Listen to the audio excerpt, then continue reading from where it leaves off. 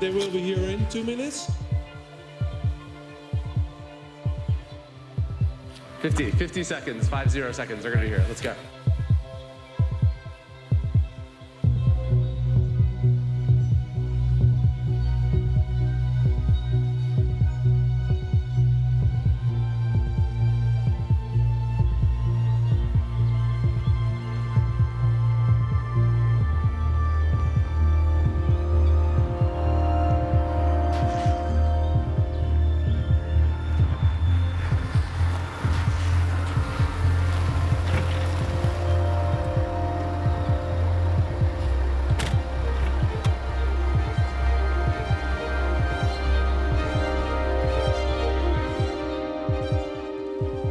I believe that Islam is a threat to our civilization. I believe that our country is based on values that are based on Christianity and Judaism, and that Islam really is a threat to our freedom. Muhammad, as a matter of fact, was a terrorist, was a warmonger. He beheaded Jewish tribes, and he was one of the guys who participated. I believe that if Muhammad would be alive today, he will be tried and he would be found guilty of terrorism. He was not a guy, besides being a pedophile and indeed consuming Aisha when she was 9 years old, that should be the example for so many Muslims in the world.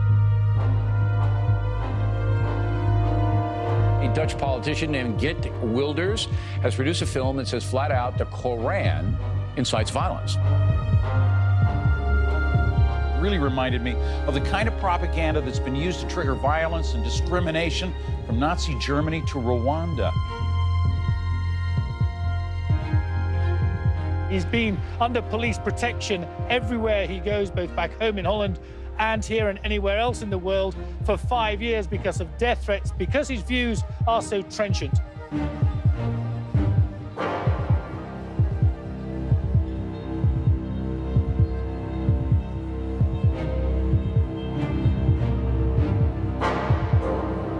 If the Netherlands were to head to the polls today, the country's Nationalist Party for Freedom would become the largest force in the Dutch parliament. The European establishment is wondering whether Dutch votes might kill off their liberal dreams. One man is setting the agenda.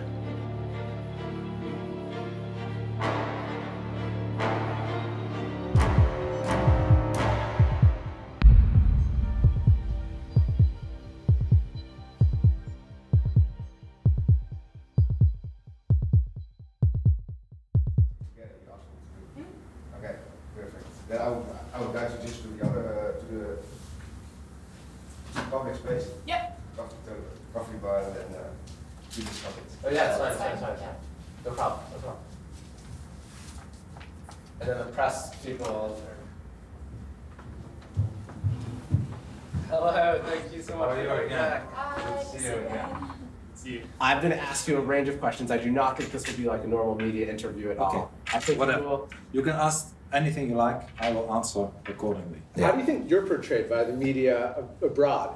I get requests from Japan to Brazil, from Canada to America, from all countries all over the world. And if I say yes, mostly the first 10 minutes, I have to spend defining what I am not. They all have this image of a kind of extremist, violence-seeking, racist kind of guy, and I'm exactly the opposite of all that. The first thing we should do in Europe is to stop the immigration from Muslim countries. If in a mosque there is recruitment for jihad, it's not a house of prayer, it's a house of war. Our own identity, our culture based on Christianity and Judaism is far better than the Islamic culture. Political culture in Islamic countries is retarded. Our culture is far better than a retarded Islamic culture, How will you go about eradicating Islam from the Netherlands? Well, eradicating is a strong word. I call it de-Islamizing the Netherlands and Europe. We have in our constitution the freedom of religion. However, I think that Islam is not a religion. It looks like a religion. It dresses like a religion. Maybe it talks like a religion, but it's not a religion. It's a totalitarian ideology that wants to dominate any aspect of any person's life and any society. And why is it totalitarian? Because like communism and fascism, you are not allowed to leave. You can leave Christianity, you can leave Judaism, you can become an apostate, but you are not allowed to leave Islam. The penalty is death. Would you like to be more famous, and why? Well, no, I don't like. And I don't know whether I like it or not, but I think I'm quite famous, at least in Holland. And I think that I'm not too much exaggerating if I say that even abroad, there are not, I don't know any Dutch politician who is more well known than I am. Fame means that people know my position, know my fight for freedom, know that I have nothing against Muslims, but something against the Islamic ideology, because Islam and freedom are incompatible. I'm just going to say a bunch of words, and then if I say the word, I want you to say the first word that comes to mind.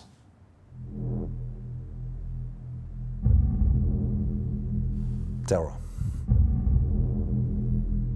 Yes. Wrong. Yes. A vehicle. I like it. I hate it. Too many. The worst thing ever. Why not? No. Sure. One word? Well, not enough 2 words. Insufficient. Respect. Fantastic. The worst.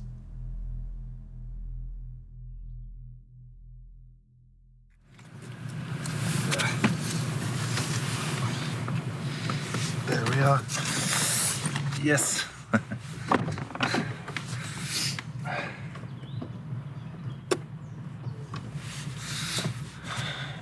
So, happy?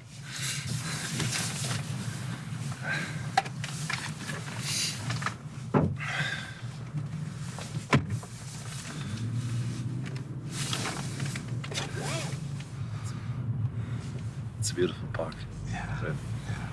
That's great. You needed more that kind of images, no? Yeah. The weather was perfect too, so really lucky. We are really lucky. Yeah. Yesterday and tomorrow it will be raining. Yeah.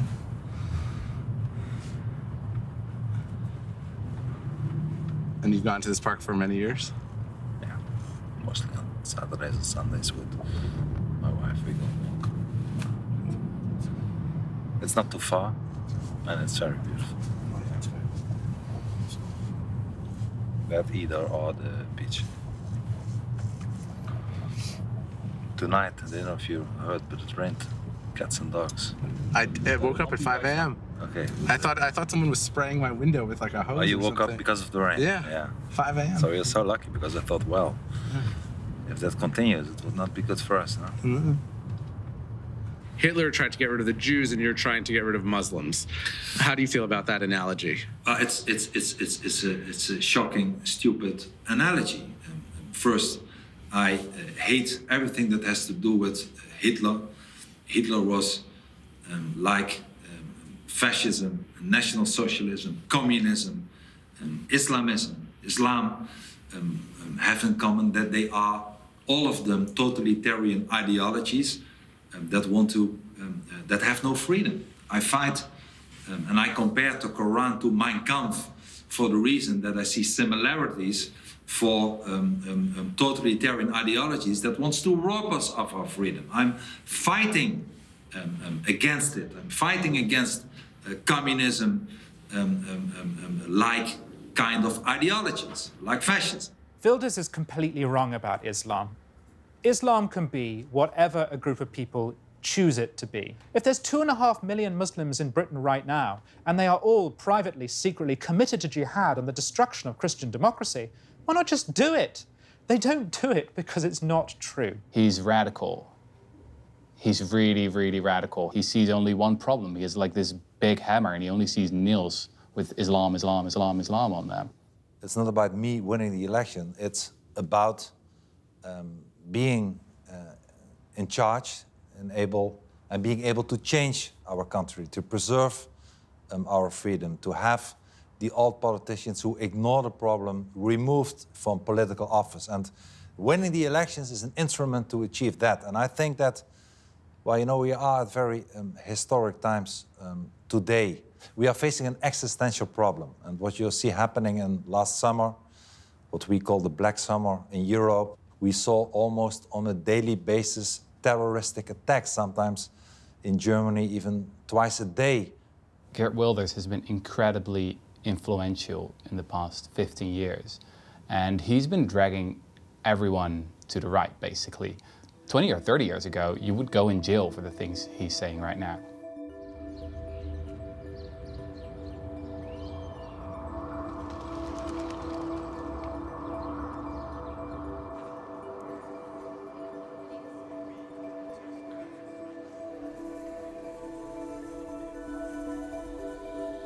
Well, the Dutch political system is basically a constitutional monarchy.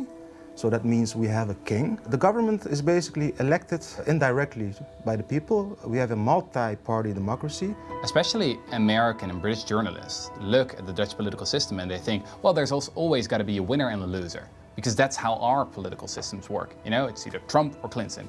It's either Labour or the Conservatives that win. There's always a multi-party coalition, where everybody chips in something from their program, so you come to a consensus. So there are always a lot of winners and a lot of losers. And if you want to know who's really winning, then you should look at the kind of ideas that political parties have. For example, the Conservative Party of Prime Minister Mark Rutte. It's all about act normal or go away. That was actually their slogan. It's really become a much more nativist political party. And obviously, they didn't think of that themselves.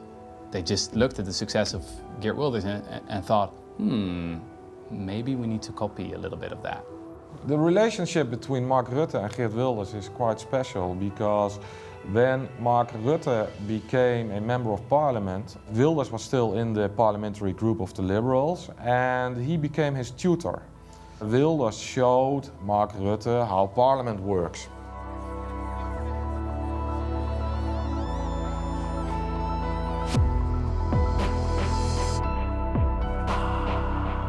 Became in trouble with my former party, the Conservative Liberal Party, and well, they kicked me out or I left. I don't know what is the truth. Anyway, I started my own political party, the Party for Freedom. It never happened before that somebody who left the political party came back with an own political party and with success. I tried, I did, and today we are in Parliament, the fifth party, and currently at the polls we are the biggest party at all. And in that process I also lost my own personal freedom, because when you speak out against the danger of Islam, you will pay a very high price for it.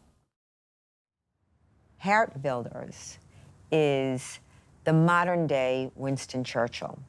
He is a singular force in defense of freedom. He's unwavering, and this is why he will prevail. He is a great leader, and I support his efforts because despite the withering criticism, despite the smear machine and the attempts to destroy, defame, and marginalize him, he is a giant. And we will prevail because there are men such as Geert Wilders. Our keynote speaker today, Geert Wilders, personifies, get cheer, I want a cheer. Woohoo! That's right. He came all the way from Holland.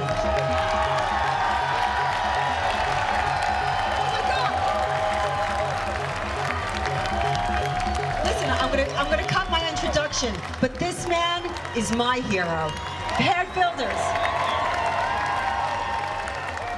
This is Pamela Geller you're seeing on your screens now. She's the co-founder of a controversial free speech group known for trying to put cartoons of the Prophet Muhammad on buses and trains in Washington, D.C. Who, at this point, might be one of the most famous Islamophobes currently operating in America. She's the president of the American Freedom Defense Initiative.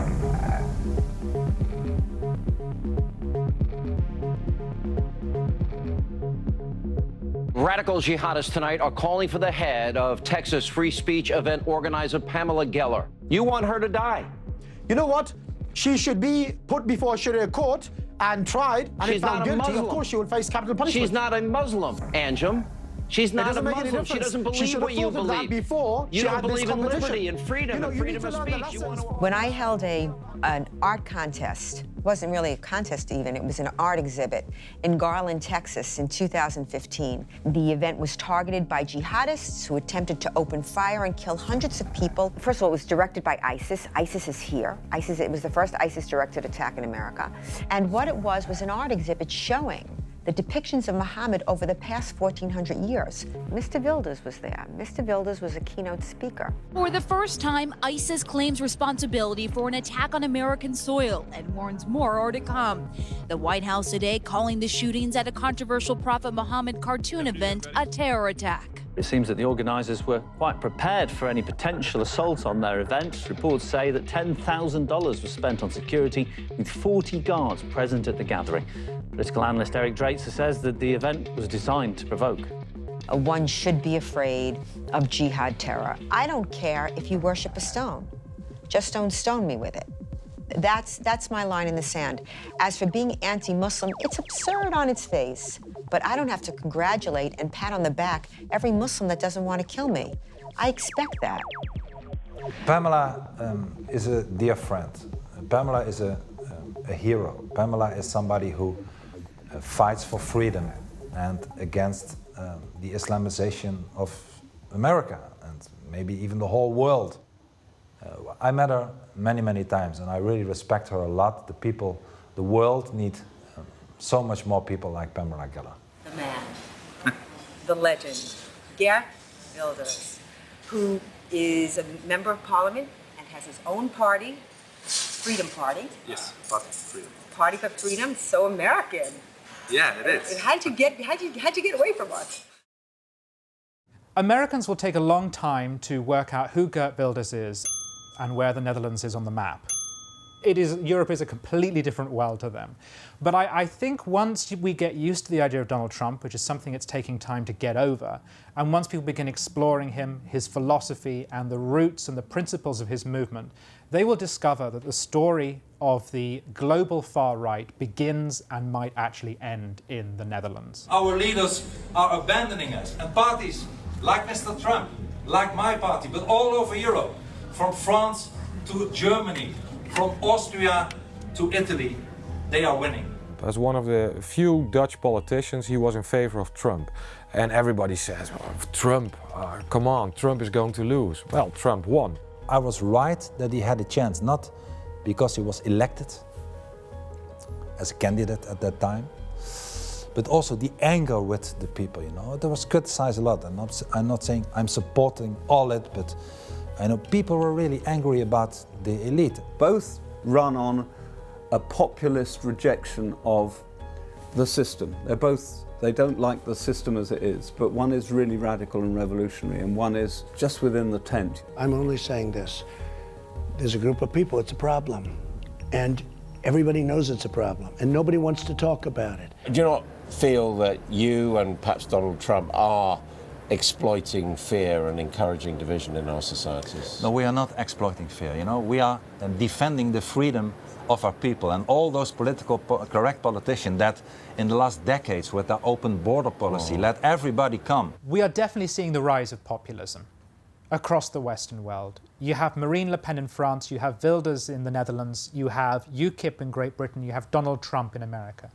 They are all different, they are all responding to local conditions, and we should be wary about saying that there is a unified movement. Although they do talk to each other, they do know each other, and they do feed off each other's successes. I remember that a journalist asked me, an American journalist even, are you the Dutch Trump? And I said, I am the Dutch Wilders. I'm my own person, and I'm not Trump. But I respect what he does.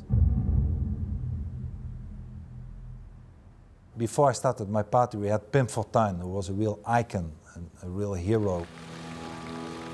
It was a quite extraordinary man. He was a flamboyant, homosexual man, always with nice suits. Just after 9/11, he said, well, we need to have a Cold War against Islam.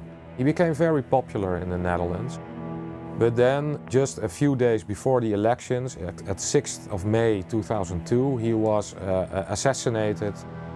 It had a huge impact on Dutch politics. You can say for the first time somebody showed that it was possible to break the cartel of the established parties. If you wanted to do that, you had to do something with Islam and with immigrants.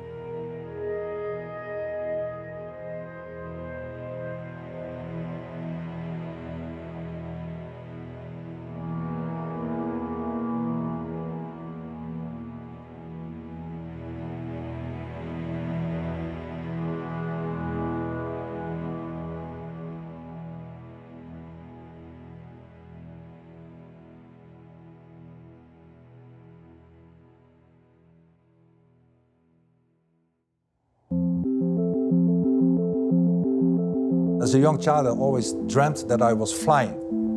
I don't know why. I'm not a psychologist, but I always dreamt about flying. I never taught somebody this, but I hope I don't regret it when I look at your documentary, but to fly.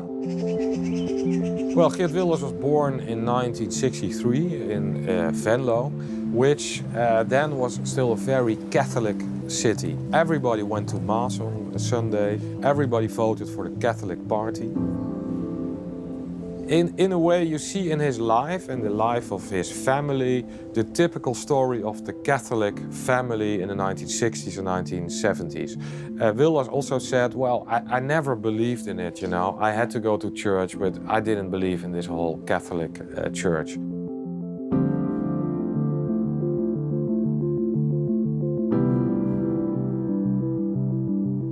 The house where I was raised and born, on a bicycle, typical Dutch. I actually had a very nice youth. I was not the most easy child, to be honest, especially as a teenager. No, I think my parents did a very good job. You know, I was out of 4 children the youngest, so maybe they spoiled me a little bit too much. But hey, I cannot say, and I will not say that they should not have spoiled me that much, but they did. Well, here at home, most probably looking at my mother, who was giving me attention. I remember very well that I really wanted to have, even at that time, a lot of attention, only it was from my mother. When she was out of sight, I cried a lot, and when she came into the room, I was immediately silent. At least that's what she tells me now. So, but anyway, it's a, what can I say? It's a nice picture.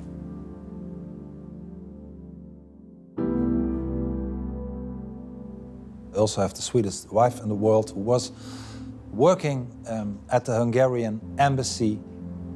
We got married in Hungary. Without her, I could not have done what I'm doing today. She is my beacon of everything, you know, of light, of strength, of humor, of relativism. If there's one person who makes all things relative in a tough time, it's her. She's a very sweet and strong woman, and I always say she must love me so much, otherwise she would have left me a decade ago, having to live in prison cells and army barracks and losing, at least when she's with me, a lot of personal freedom. So I'm very grateful to her. I'm very happy that if you show those pictures that she's still, maybe not that young, but certainly that's beautiful, a wonderful wife. This is the same rubbish. This is the same thing that we hear from this dog, Wilders. But if he goes, wherever he goes, let him know that Islam will come. Islam will dominate. Islam will dominate the east of the east and the west of the west. So no matter where he runs, this dog, Islam will be implemented so he can go and crawl under any rock.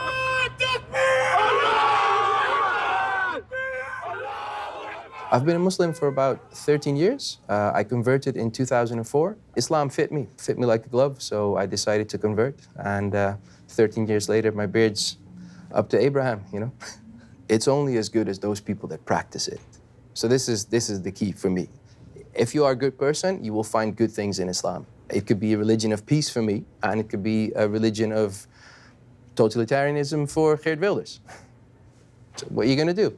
He always says, I'm not against Muslims, I'm against the Islam.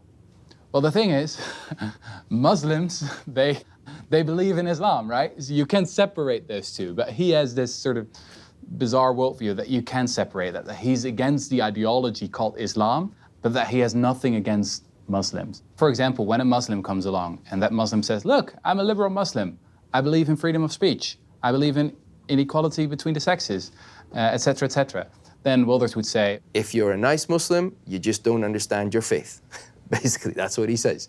And if you're an evil Muslim, you've understood it very well, you know, because Islam is evil, so you're a good representative. He's like the little child in the class, you know, who will always say something to get all the attention, and then the conversation will go about him instead of about the problem.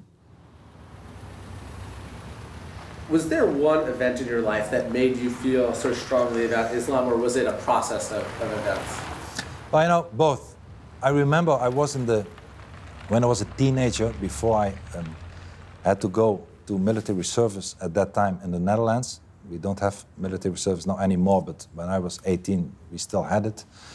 And when I was 17 and 18, I lived in Israel, and we lived in the Bikat Hayadan, the Jordan Valley. I remember very well. It was called Moshav Tomer, just a few miles above Jericho. I love Jerusalem. It's one of the best cities in the world. I like the old city. I like the new city. I have a lot of friends there. That's a special place in my heart. Already in the 1980s, he became very much interested in the Middle East. And he began to identify very strongly with the State of Israel. So since 1980 till now, he went to Israel, what he said himself, like more as 50 times. We were young, so we were more involved with drinks and more especially Israeli girls, one of the most beautiful girls in the world, besides Hungarian girls, of course. I have to tell, because my wife will watch this most probably as well, but this was what we were not involved in politics, but in girls and in drinks and hard work. At that time, as a teenager, we had to often run and go in shelter, because then the army came and there were sirens, and you saw that the helicopters came in the dark and they threw magnesium bombs, and then you saw those terrorists coming from Jordan. You saw them walking there, and they were being shot and killed, and they fell off the mountains, and you had to go to the shelter, and 2 hours later you could return. I came from Venlo, from the Netherlands, where we did not even see such things on TV. And of course, I was not naive, and I knew that Israel was not Belgium, but still, to experience it and to see that hate. At that time, I broke the law, and I went without a visa with a bus to Cairo. And there was an Egyptian guy that helped me. And it said, okay, I know my father is a police officer, let me help you, and sit next to me, and then I will bring you, if there is a control, I will talk Arabic, and we will take you to Cairo. And he did. I'm still grateful to him. And I said that I came from Eilat. I crossed the border through Eilat and Nuweiba, Sharm el-Sheikh, and from there the bus. And then he totally changed. Not to me, but about Israel. It was a guy that, like me, 17, 18, 19 years old, there was hate in his eyes. I spoke about Israel, and he said that those were animals, that they were poisoning their water, that they were... I mean, it was full hate. And once again, I had an experience that I said, my God, and what is happening here? How can a guy from this age have so much hate? And he started reciting the Quran, and it was totally shocking. I was flabbergasted.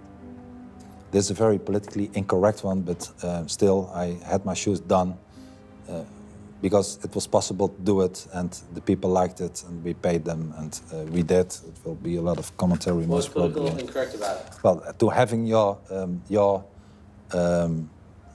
gym shoes, it was just for the picture. It was not. I really had no shoes to be polished, but I wanted to do it because I liked the picture, and I still do. But okay. In the beginning, just after 9/11, Wilders said literally something like, well, there's nothing wrong with Islam. It's only this small part of Islam which is wrong. Begin af aan gezegd, islam, daar is niets mis mee. Het is een te respecteren godsdienst. Ook de meeste moslims in de wereld, maar ook in Nederland, zijn goede burgers waar niets mis mee is. Het gaat om dat kleine stukje moslim-extremisme. But then a year later, he began to talk about Islam being wrong altogether.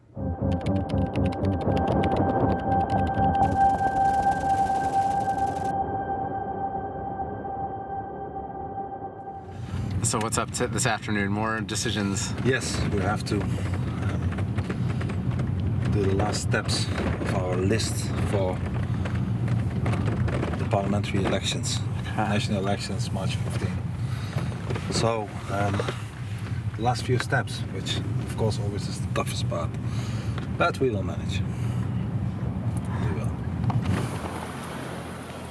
The Party for Freedom is really a unique party. Because of the fact that it only has one member, being Geert Wilders himself, of course. And there are no other members.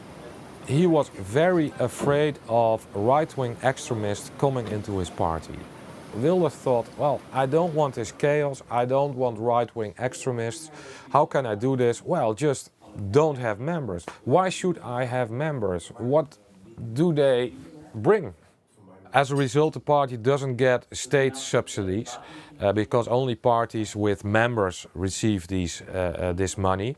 So it's a very poor party. It maybe consists of 20, 30 people. They are all focused on Wilders as the great leader. And Wilders just leads this parliamentary group a little bit like a sect, you can say. Good afternoon, Mr. Morse. How's your lunch? It was great, good food, good work. And now back to Parliament.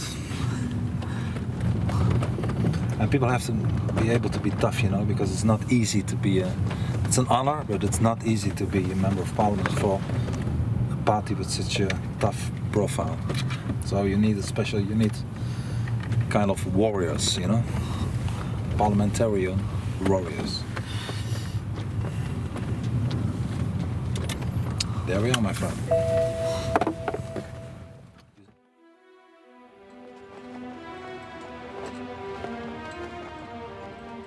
So there's a quote, every villain is a hero in his own mind. At the end of the day, not everybody is a hero. We lack, maybe not villains, but heroes. And it's not easy to be a hero. It's time to change. It's time for a new politician, a new political order, a patriotic spring, whatever kind of words you want to use, to change that.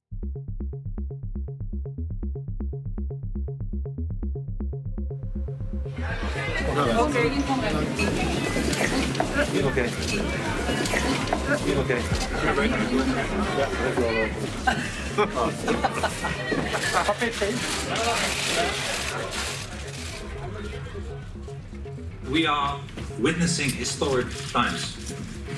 The world is changing. America is changing. Europe is changing. And the people start getting in charge again.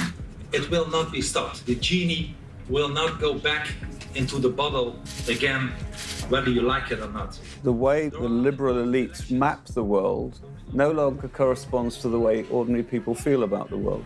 For example, Cameron was dead sure, and liberal elites in America were dead sure that the Brexit wouldn't happen and Trump wouldn't get in. Now, if you see that as part of a trend, you put that together with the crisis within the EU, where you've now got razor wire fences all over the place, where the whole idea of free movement of peoples is in crisis, where there's massive youth unemployment.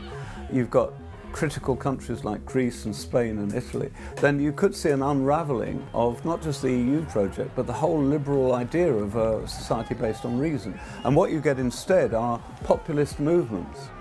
People are retrenching back into their own national identities and national cultures, and away from the idea of some sort of globalized unity of peoples across borders.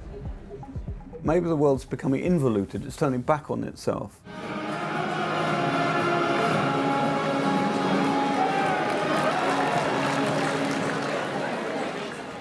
I believe there is unquestionably a political movement widespread across Europe. And I predict that Wilders will one day and soon be a prime minister of Holland because Europe is in crisis. We all have our different kind of revolution, whether it's Donald Trump in the US, or whether it's Marine Le Pen in France, or maybe myself in the Netherlands, but it all comes back to freedom, sovereignty, and national identity and patriotism. Somebody like Farage or somebody like Wilders, though they're very different, they are all symptoms of the same sort of turning away from the idea of international solidarity and global consciousness.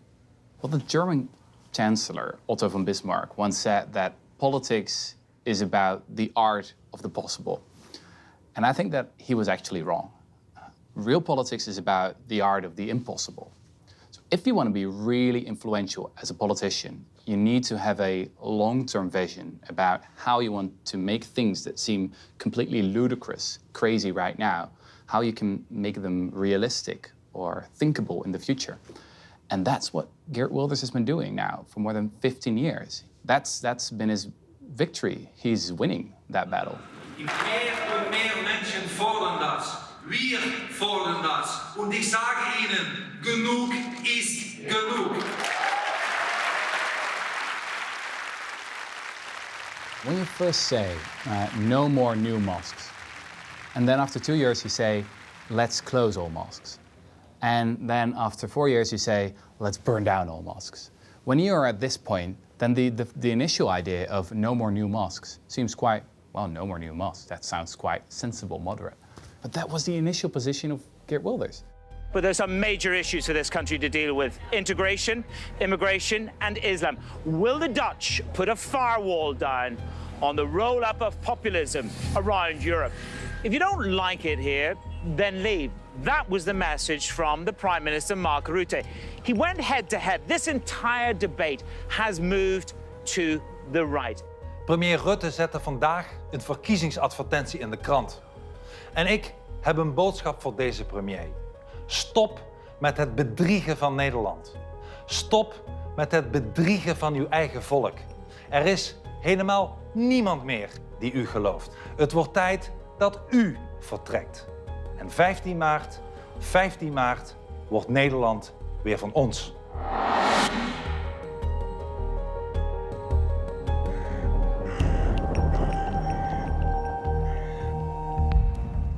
Spijkenisse is the heartland of the Party for Freedom.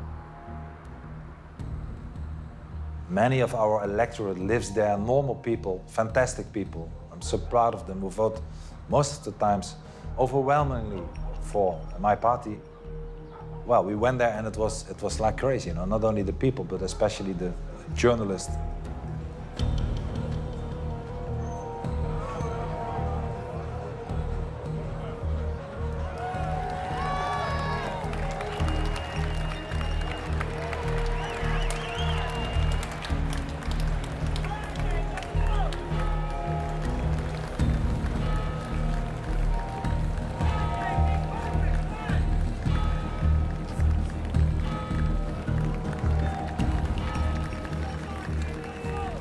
Once again, not all are scum, but there is a lot of Moroccan scum in Holland who makes the streets unsafe. Mostly young people, and they are not taken seriously. We are making them and the people unsafe, and that's should change. Sometimes people still talk about political correctness, but nowadays we've got a new kind of political correctness, and that is you always have to talk about culture. You always have to emphasize that, well, the Moroccan youth, they are you know, relatively often get into contact with the police.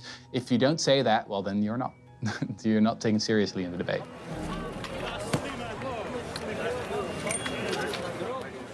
What specifically is wrong with Moroccans? We don't want more Islam in our society, and more concrete, Moroccans are far more overrepresented in crime statistics. So in the 1960s and 70s, Morocco has a policy of kicking out troublemakers and encouraging them to migrate to Western Europe. When the West was saying, we need workers in our public services, countries like Morocco thought, great, we'll get rid of the people we don't like. So they encouraged many of those people to migrate to Western Europe. Politicians got hundreds of thousands, millions of people from a culture that was not as good as ours, that was in violation of ours and a violation of freedom, and did not ask those people, those immigrants, to assimilate, to learn our language. There was no penalty by having not learning the language or assimilate to our values. There was no penalty at all. Most of the people were on unemployment benefits for half of their life. They came here for our welfare state, and they still do.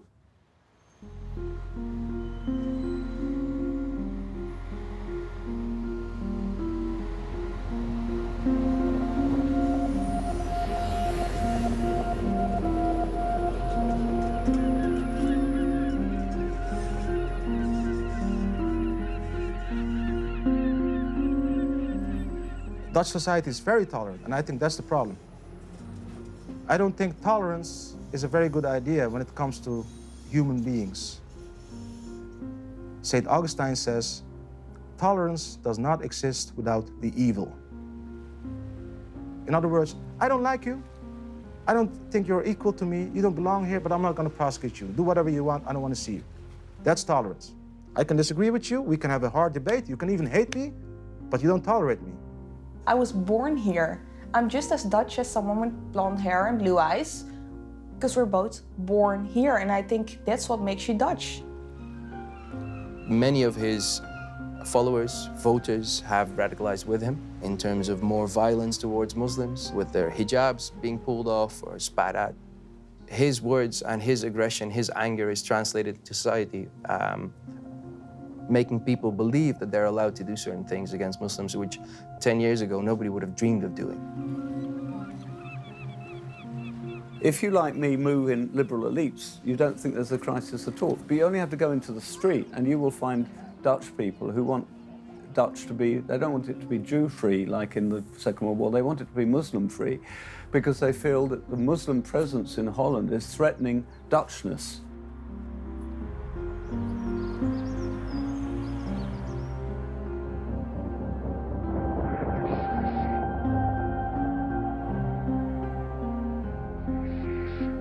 I think a big part of it is rhetoric, because he knows that he won't be in government. So he can say things like, let's close all mosques, and not provide any plan for it. I mean, how would you even do that? You need some kind of secret police. How much money would that cost? And he doesn't care about that. He had a party meeting, also in The Hague, where he said to his public, these political correct elites want to shut my mouth. They don't want me to say what you are thinking. But I won't budge. So my question is... Willen jullie in deze stad en in Nederland meer of minder Marokkanen?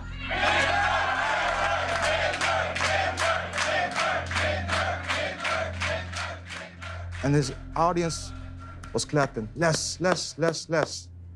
I mean, to be honest, when I saw that, I got chills through my back. You know, I don't want to draw too many parallels with the 1930s, but it was pretty similar. I think it took about a year and a half before the public attorney actually officially started the court case. And it turned out that the whole evening was staged, which made it, I'm kind of choking up now, because it was so sick. It was sickening to the bone. It was actually staged. They actually asked some of the members of the PVV to go into the hall and sort of chant, minder, minder, minder, less, less, less.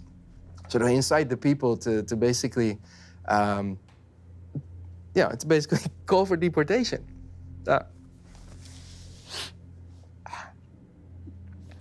Now, this is something that's supposed to make you angry, right? But for me, it just sort of hit me right here, because I'm married to a wife of Moroccan descent. And my in-laws are from Morocco. I've got a little cousin. She's 3 years old. She's got Moroccan blood.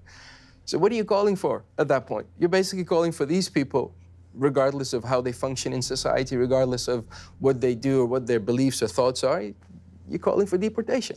Between 40 to 50% of white Dutch society has always said, we don't like immigrants, we don't like people of color. Politicians who were saying these things were prosecuted in the Netherlands.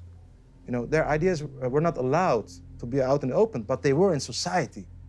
I think Wilders is not spreading hate. I think Wilders is reaping the benefits of hate that has been in our society for a very long time. And for me, this is the point that really is the sickness in Dutch society at the moment, which is that we don't just have somebody like Wilders that shouts outrageous things. That's not it. The fact is that there's only 6,000 people that say, that's outrageous. He's calling for deportation of people. The rest of society, media, politicians, are kind of going like, yeah, that wasn't nice. That wasn't nice. I have 2 new kittens. I hope at least you have a little part of this. 2 beautiful young girls in the documentary, because I'm really totally crazy about kittens. And after 1.5 years, we have, my wife and I have 2 new kittens. And hey, it's fantastic. I can really tell you it's a total pleasure to see them every day again. And they have their own Twitter accounts, Wilders Poezen. I hope everybody goes and see them. The trial of a Dutch anti-Islam politician charged with hate crimes has begun in Amsterdam. It's a landmark case testing the limits of free speech in the Netherlands. Prosecutors say they felt they had to act, as they believe the freedom of speech does have limits. Geert Wilders has been charged with incitement of hatred and discrimination against Muslims. The Netherlands have become a sick country. And I have a message for the judges who convicted me. You have restricted the freedom of speech of millions of Dutch and hence convicted everyone. No one trusts you anymore. One of the real valuable things in the Netherlands right now is that we have a really well-functioning judicial system. Words are never just words, because they change what we see as acceptable. I was convicted a few weeks ago, not for hate speech, I was acquitted for that, but for racism, because I said something about Moroccans. I mean, as if a nationality is a race. It's ridiculous. I met so many American people from Texas to any other place that said, listen, we say every day that we want less Mexicans, and we don't mean anything nasty about the people, but it's a wish for a different immigration policy. We should have an open debate where we battle against Wilders with arguments, not through putting him in jail. From a moral perspective, I'm a proponent of the saying by Voltaire, I find your view detestable, but I will give my life to defend your right to say that.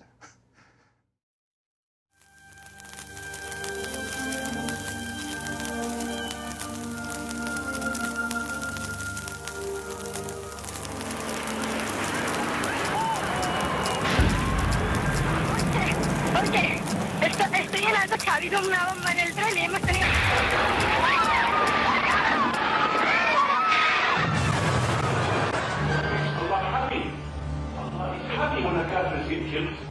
والمشركين أعداءك أعداء الدين اللهم احصهم عددا وقتلهم بددا ولا تغادر منهم أحدا.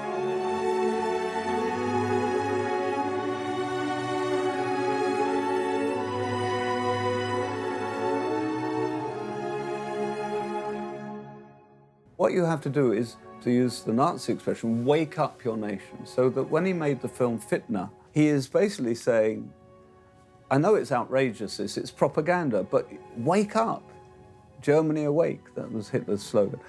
I want to wake up the Dutch people to the fact that they're so tolerant and Dutch and nice, and they're not aware of the fact that there's this hidden force which is growing up in Holland, and it threatens who we are. And to that extent, yes, he feels he's doing something heroic.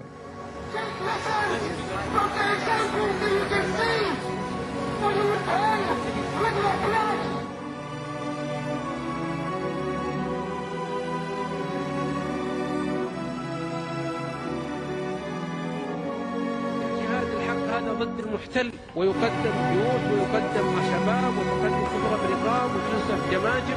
هذا خط النصب والشهادة القومية. Is there a memorable debate or a memorable speech that you can think of that you made? Well, so many, really. I hope at least they are. But also debates about attacks after Paris, London, Madrid, all the terroristic attacks.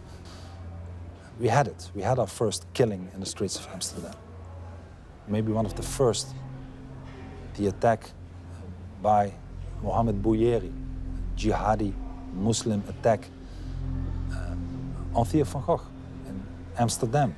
We didn't have, luckily, such a broad attack as we saw now in Germany, in Paris and anywhere else. I hope it will not happen, but unfortunately it will happen because our government is making a mess out of things. Let's wait and see. Once again, I'm not hoping for it. I hope nobody will get killed.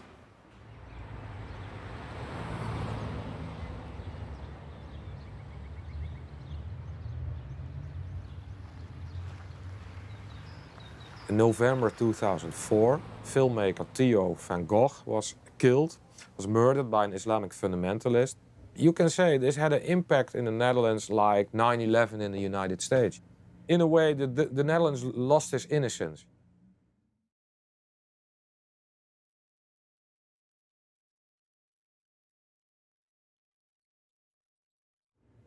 Since then, Wilders lives under protection, so 24 hours protection. And I think it's quite safe to say that this had a huge impact on his vision of Islam. On his chest, when he was shot, a knife was put into his chest, there was a letter, and there, both Ayaan Hirsi Ali and myself were threatened to be killed. Ayaan Hirsi Ali for making the movie Submission, and me for being this crazy anti-Islam kind of guy, and we should have been killed, and we will be killed. And part of that note was saying you're next on the list. Oh yeah, it was next on the list. It was challenging me. I'm willing to die for my convictions. Are you willing to die for yours?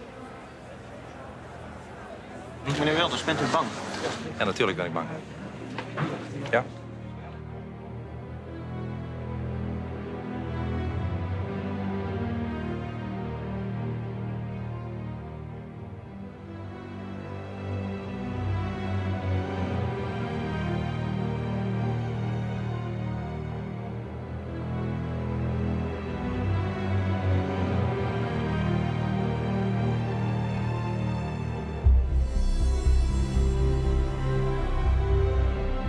I get up every day, I go to my work in a lot of armored cars with sirens. It's crazy. Sometimes I put on my iPad just to listen to the music. I remember very well the front door bell rang. The policeman was there, but he was wearing a bulletproof vest and a big automatic gun. And I thought, Jesus, what is happening here? And he said, okay, you have 5 minutes. I cannot tell you anything. I don't know anything. 5 minutes, bring your stuff, and we have to go immediately. And okay, of course, I could not even call my wife or anything else. We left Venlo in a hurry with sirens and everything. And I said, hey, where are you taking me? He said, sir, I don't know. We will get instructions later. I only know we have to change cars in 10 minutes. We stopped and we changed cars. And I asked the guy, where do we go? He said, we don't know, sir. We just know we have to change cars. So it all happened, and then after a while, the minister called, and he said, well, you will be taken to a military base somewhere.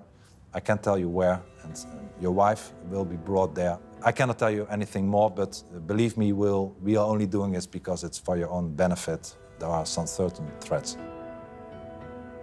My wife and I, we believed, maybe a bit conservative, but still that if you have children, that you should not both work all the time. We both wanted to have a career. The career of my wife is as important as my career. So we decided not to have children. It would have been, well, maybe hell is too strong a word, but they would not have the best time with all the security and all those things. So it was not a reason why we didn't have children, but now looking back, I think it's a good thing that we don't, because they well, would have had a very tough time. I can't say enough about his bravery. He moves from place to place. He's under constant threat. You know, there's an enormous toll that takes. You can't walk out of your house. I know. It's unbelievable. And you're the bad guy. You know, you can't leave your house. You gotta move all the time. And you're the bad guy for standing in defense of freedom. Yeah, that's the low state of the world that we live in. The Dutch government was not prepared. There were no safe houses yet. They had to build it, to buy it, and to make fortresses out of them. And until that time, we had to live in safe houses in normal areas, in cities and villages, amongst other people. So we had to wear wigs, and at least I did, and mustaches, and I did that. I went into the car from Parliament. I put my wig on and my glasses and my mustache, and I remember it very well, you know, because at the beginning, people thought, what is happening? When I went to Parliament, I had a debate. I had here, the whole upper lip was reddish, because I had to put it on, and just before I arrived in Parliament, I could put my wig off, which was easy, my glasses off, which was easy, but I had to do the stupid mustache with acetone, you know? So I had to have some acetone, and I had to do it, you know, with every, and I didn't know how to do it. I'm not a woman, and don't usually use acetone, but I did, and I did it too much, and there was some hair left, and it was totally red. It took a few hours, every day again, so it was terrible. Basically, if somebody says to me, Wilders deserves to be threatened, I couldn't disagree with you more. Nobody deserves to have his life threatened. Nobody deserves to live like he lives, which is basically full-time, 24/7, 365 days a year, in hiding. He can't go to the bathroom without somebody basically standing behind him, you know, with a gun, making sure he's safe. I find that extremely sad. I wouldn't know what it would do to me. I'd probably radicalize as well. Obviously, we're here to protest against this man, Geert Wilders, who insulted the Messenger Muhammad sallallahu alaihi wasallam. In Islam, the punishment for the one who insults the Prophet is capital punishment. And he should take lessons from people like Theo van Gogh and others who face the punishment.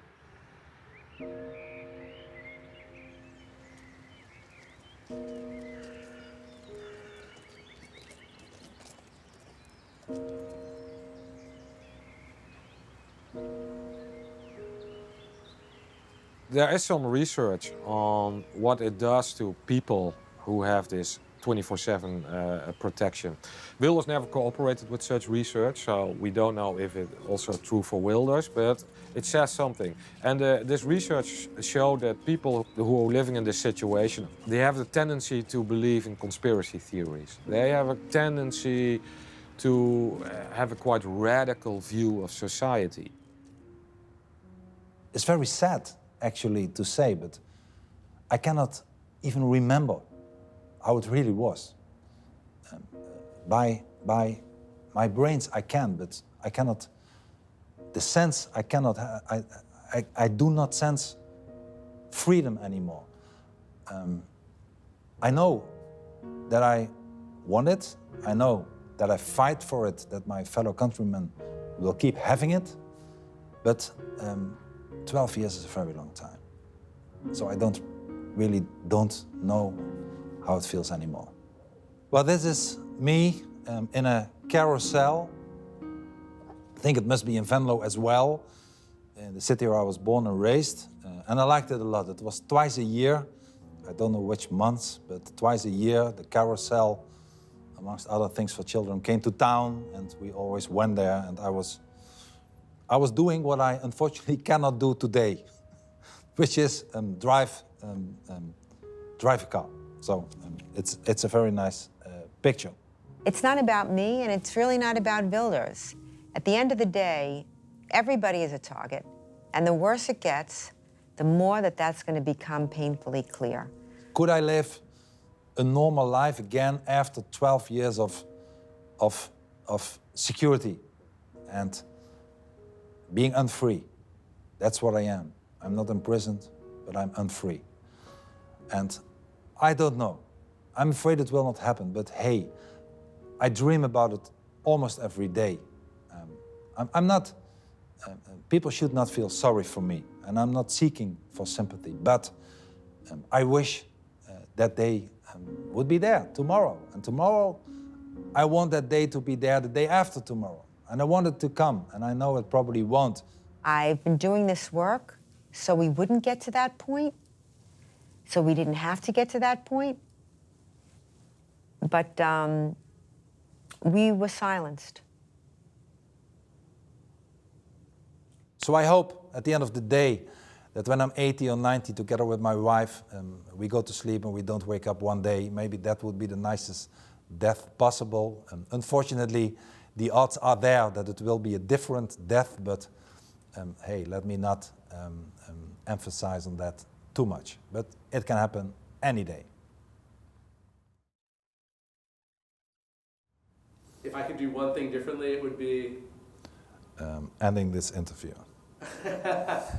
My best feature is? Well, maybe my stubbornness, yeah. My worst feature is? My stubbornness. If I knew the world was ending tomorrow, I would?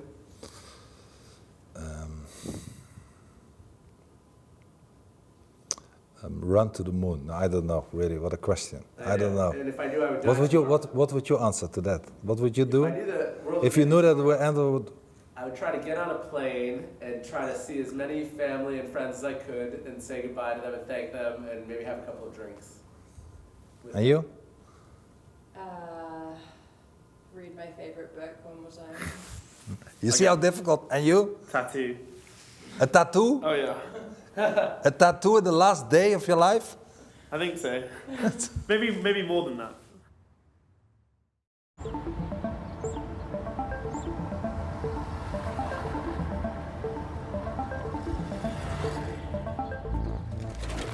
Yes, of course we know him. He's the guy who says a lot of things, but never really gives explanation how he's going to accomplish his goal. So. The Dutch Trump. A lot of people think that Wilders is going to be prime minister, but I think that's not really thinking it through, because you need a majority, and he's never going to get a majority with only his party, and nobody wants to form a coalition with him. So. Yeah, I think it's possible he might win, but I don't think he's going to rule if that happens, because the other parties will form a coalition without him. The PVV stands for Partij voor de Vrijheid. So in English that's Party for the Freedom. But it actually tries to take all the freedom away from certain groups of people. So that's kind of weird.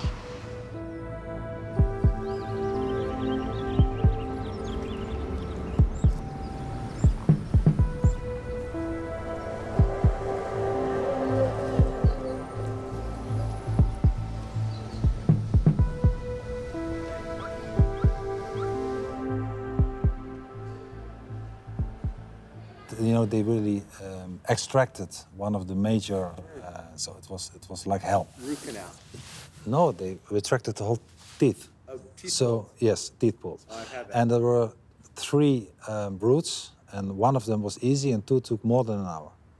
And you were under or you were awake the whole time? No, local anesthetic. Oh, because in the U.S. So I didn't feel anything, but afterwards. My God. Today our goal is going to be to talk about everything but Islam. Have you ever gone a day without mentioning the word Islam? No, and I'm sure I will fit it in somewhere in your questions. Okay. Why do you not like the press?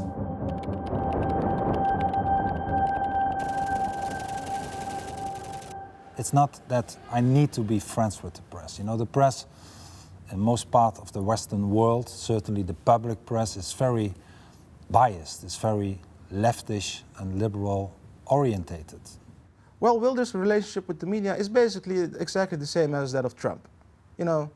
If there's critical press, you're politically correct, you're fake media or whatever, and I'm not going to talk to you anymore. I don't even call them the media, I call them the enemy-media. People don't trust them anymore. I mean, they went out of their way to make sure that Trump was not elected, but he was. So they have clearly lost their power.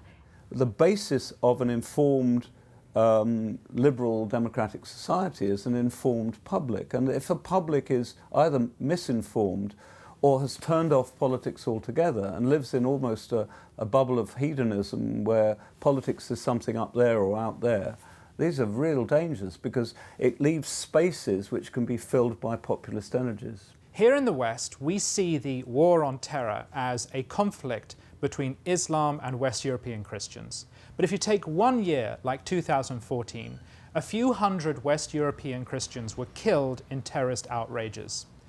Around 100,000 Muslims were killed globally in Muslim terrorist outrages. In other words, within the wider religion of Islam, there is a subculture that uses terrorism for its goals. The goal and ambition of Al-Qaeda or ISIS is technically and rhetorically global. They would love a caliphate in London, they would love a caliphate in New York. They're not going to get it.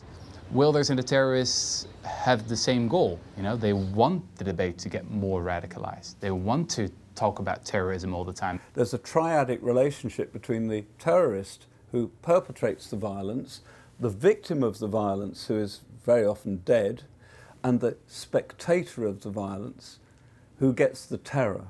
Now that makes it very different use of violence from, say, beating up a foreign national because you hate them. Fear isn't the greatest thing, but fear unites us. You know, I'm just as fearful for a bomb as you, or as my neighbor, or as my colleagues. The news is always about exceptions, you know? It's always about things that are outside of the mainstream, outside of things that are happening every day. And he's saying ludicrous, crazy things every day. Should look at one of his press conferences or when he gets out of the parliament and addresses journalists. Like, everyone is up on him, like fruit flies. Yeah, they love him. It's a love and hate kind of relationship. We both need one another, but still, we don't like each other. They give me a lot of attention, more than they wish to give me, but they cannot go around me. People are going to continue to say that what you stand for is hateful or discriminatory. Yes. Well, never care about criticism. There always will be criticism. Just continue to fight for a growing amount of people that share our views. The vote of the people at the end of the day is the only truth that matters, not what politicians who are losing ground or leftish and liberal journalists. I'm not talking about you in particular, but in general, I don't care, and the people don't care a bit. Thank you for your time. It's my pleasure. Well, they perhaps don't like it that they have to give it attention, because I bring news, I make news. And I don't trust them because most of the time they don't write about me in the most positive way, and they don't agree with me, and they are not hiding it either. What is it with these villains and their hair? Tell me about your hair. It's your trademark. And what's the story behind it? Well, there is not really a story behind my hair. I have it, I think, since I'm 21, 22 years old. 10, 15 years before I became a politician. I liked it. I colored it once, and I keep doing it since. And everybody's saying, well, it's a trademark. You do it for political reasons. That's not true, as a matter of fact. As I said, it's like the beginning of my 20s. And, you know, it has a lot of discussion. Like, they all have the same looking hair. In Holland, it's Geert. In the UK, it's Boris. In the US, it's Trump. Like, people, I don't know if I'm the only one who sees this, but it's obvious. It's obvious what's going on here. We've been invaded by mind-controlling aliens who look like bad hair. That's what it is. Geert Wilders' hair is his best prop. He's a good-looking, striking guy. Populists are very good at this, at identifying things that will make them instantly recognizable, whereas liberal politicians tend to be incredibly bland and boring looking. Wilders' hair is sculpted. It's like Donald Trump's. It's designed to be recognizable. When he has come up in a conversation with women who don't know about European politics and they see a photo of him, the first thing they say is, he's very good looking. That's significant, that's important. You know, I'm not making the comparison, but Hitler spent a long time trying to nail a particular image of himself, experimenting with poses and with dresses and the right way to comb his hair. These people will spend hours in front of the mirror trying to make sure they've got exactly the right look. You're pretty radical on Twitter. I don't know whether radical is the right word, but I use Twitter as a kind of paper or whatever, to influence the people and the press. I covered Donald Trump during the general election campaign. And when I went to his rallies, I was struck by how many people repeated things they'd heard on Twitter. Increasingly, I found myself going online because the media just was ignoring the 800-pound jihad gorilla in the room. Now we've got a generation of people who will tend to be trapped in a little bubble of their own ideology. And of course, that is like self-confirming. And I think that future analysts will show that this was a major factor in the victory of Trump. I try to not spread around lies or non-truth kind of things. But hey, I'm a politician, so I always, most of the time, spread political opinions. And for some people, it's the truth, and for people, it's disgusting. So that's politics.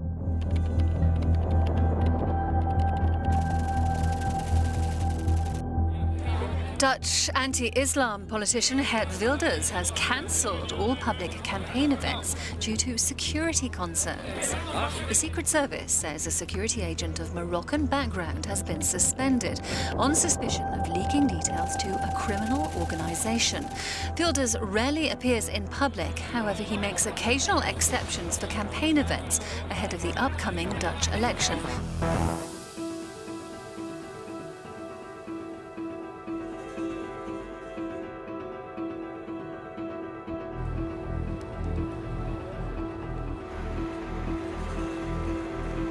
I had to suspend my campaign for a week or 10 days or so after talks with the Prime Minister, and everybody said it was safe. But hey, those were sometimes even policemen who went into my house before I arrived and looked in the house if everything was safe. People from my own detail and others were not to be trusted.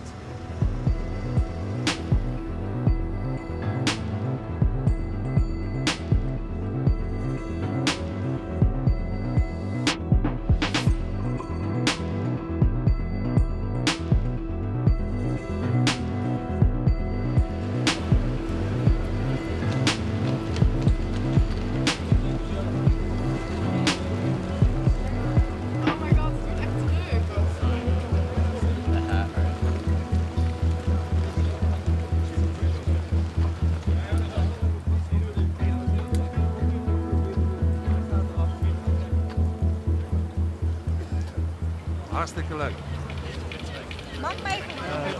Why I voted for him? Yeah. Why I support him? I want no more Islam in Holland.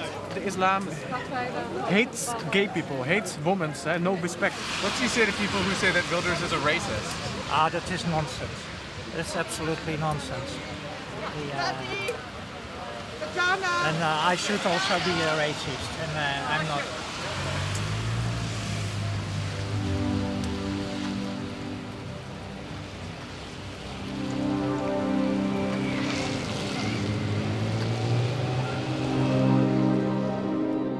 Can you describe Wilders in one word? He's very clever. And he's populistic, and he say things that the angry people just like America want to hear. But Holland is not America. Holland, they have more brains than the American people. We are Catholic and we don't like Muslims. Why not? We are very clever.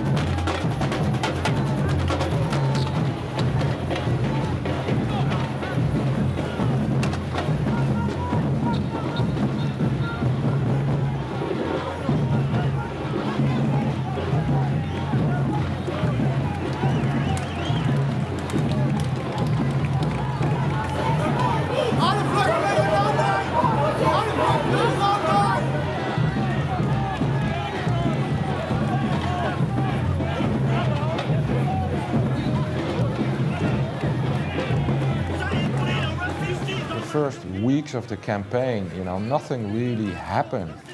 But then in the last few days, the firework started.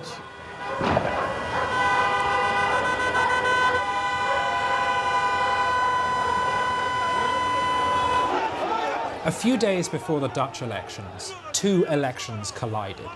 So while the Dutch were trying to pick a new government, the Turks are in the middle of a constitutional referendum, which is designed essentially to roll back parliamentary democracy and give greater power to the Turkish president.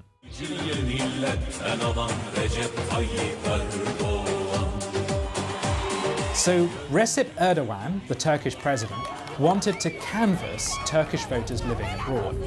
And he tried to send two Turkish government ministers to go and do that in the Netherlands. The government said, no, you can't do that. And suddenly you had Turkish people protesting what the Dutch government was doing. Extraordinary scenes. In one episode, some anti-Dutch protesters stabbed and squeezed oranges and drank the juice as if it was the blood of the Dutch people. There was the most remarkable things going on.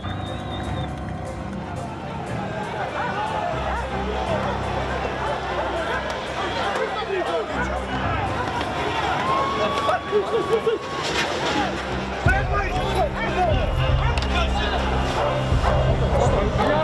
Turken escaleren verder. Meneer Erdogan heeft gisteren opnieuw herhaald voor de televisie dat hij Nederlanders fascisten vindt, dat hij Nederlanders nazi's vindt. We moeten antwoorden. Op zijn minst de Turkse ambassadeur en de rest van zijn staf linea recta ons land uitzetten. Hier is anders pikken we dat we worden beledigd en onze agenten ook. Maar hier is dan het verschil tussen vanaf de bank twitteren of het land besturen. Als je het land bestuurt, moet je verstandige maatregelen nemen en dit is niet verstandig. Okay. You know, I think our prime minister should send a thank you note to Erdogan for creating this clash.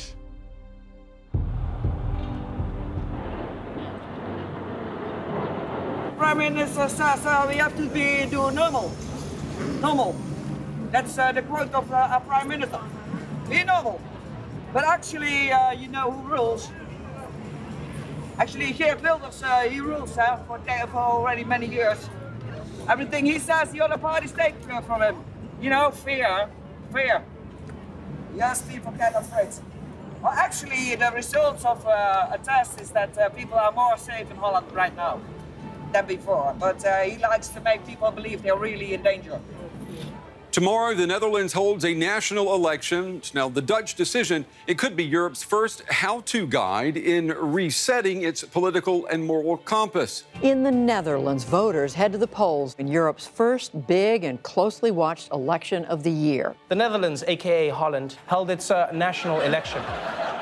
And normally, that's already more than we'd say about it. But this time, the world was watching. What's seen as the first of several elections testing the populist sentiment in Europe.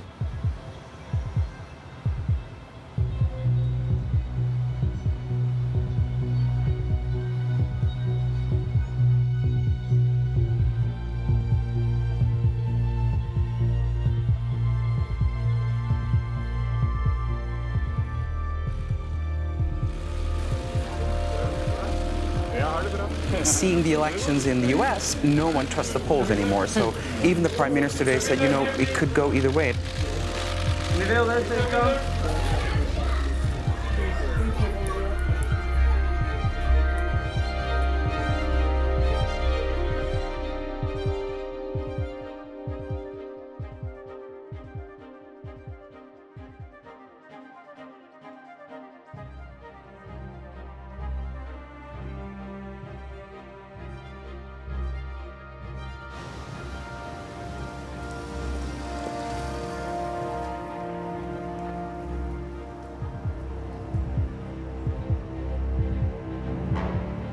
Election day in Holland is a day that you go and vote again with a lot of press.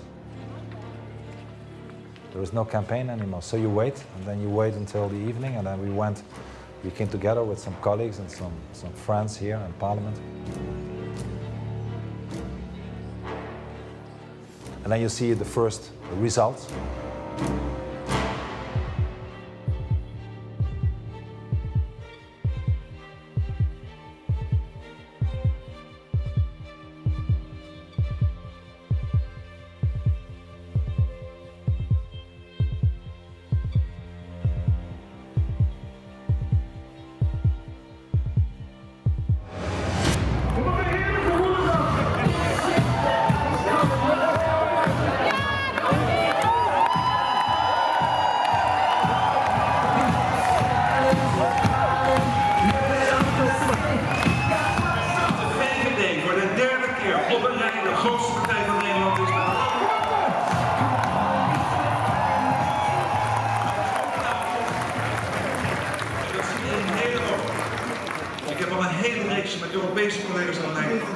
Het is ook een avond waarbij Nederland, na Brexit, na de Amerikaanse verkiezingen, ho heeft gezegd tegen het verkeerde soort populisme. The populist winning streak that started with Brexit and Donald Trump has been snapped. It appears that the Dutch public recognise what a crucial year this is for a European Union under attack from inside and outside, and they voted against the anti-European choice. My message to the world would be, we stop populism here in the Netherlands, and that's good news.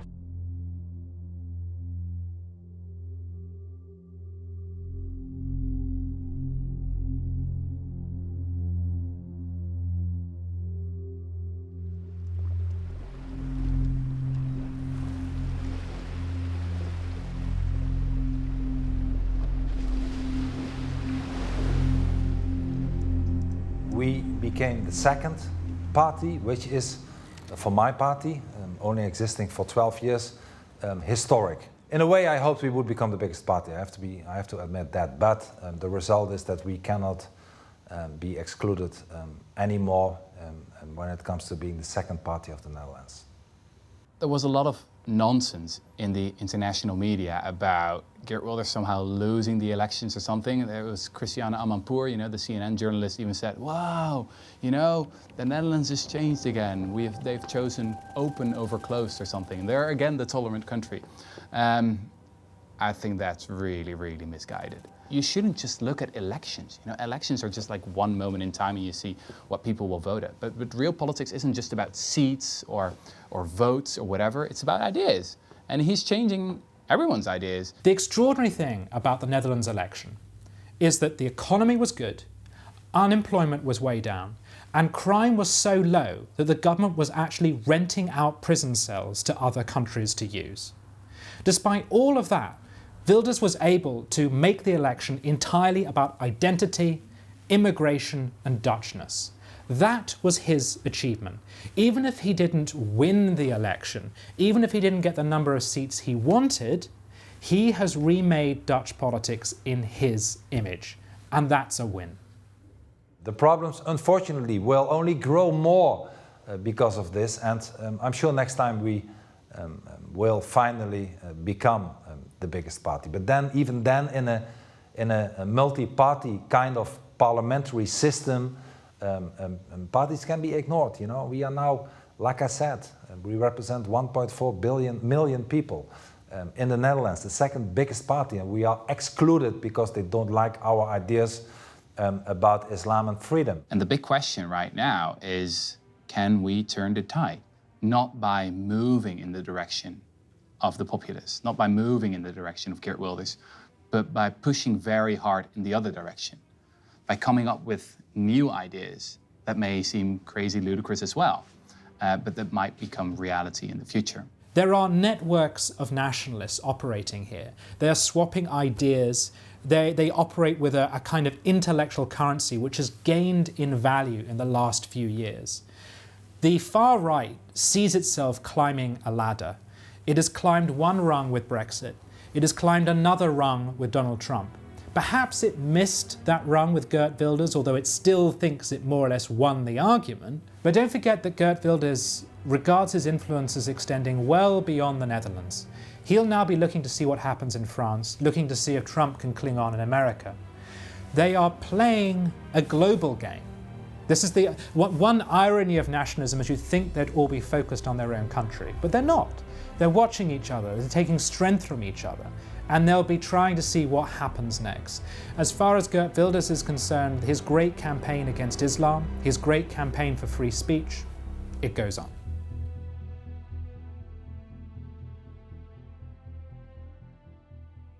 Can we do some more word association? That was fun last time. It was not fun, but do it anyway. Yeah. Terror. Death. Totalitarianism. War. Safe haven. Peace. No. Nice. I do.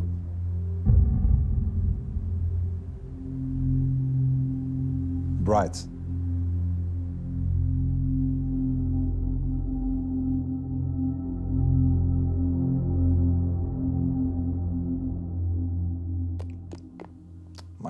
Describe myself in one word. Well, strong. Whatever you think of me, whether you like me or not, I think I'm strong. Yeah, at least I hope I am.